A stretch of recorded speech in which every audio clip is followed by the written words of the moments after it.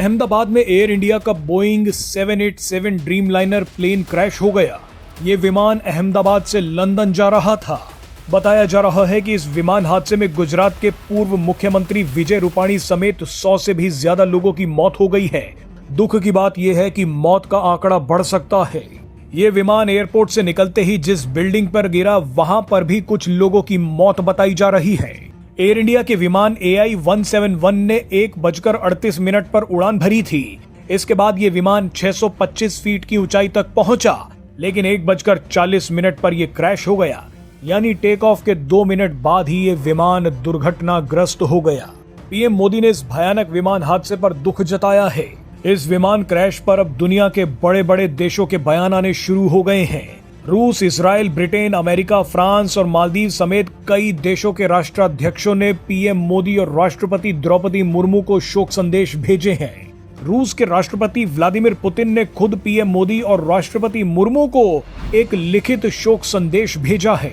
Putin ने PM Modi और राष्ट्रपति मुर्मू से कहा कि इस विमान हादसे पर मेरी गहरी संवेदनाएं स्वीकार करें। मैं पीड़ितों के परिवारों और मित्रों के प्रति अपनी हार्दिक संवेदनाएं व्यक्त करता हूं। मैं हादसे में घायल हुए लोगों के शीघ्र स्वस्थ होने की कामना भी करता हूं।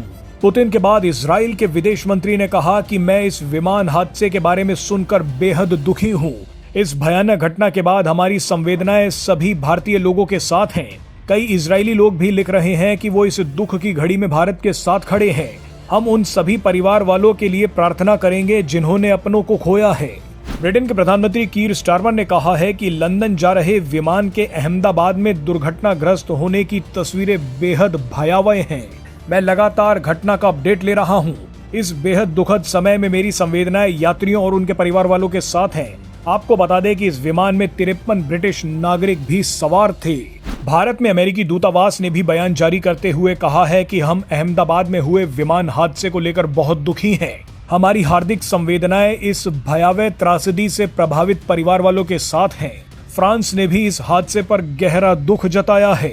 फ्रांस ने भी कहा है कि हम इस दुख की घड़ी में भारत के साथ हैं। फ्रांस के बाद ईरान, मालदीव और यूक्रेन ने भी भारत को शोक संदेश भेजे हैं।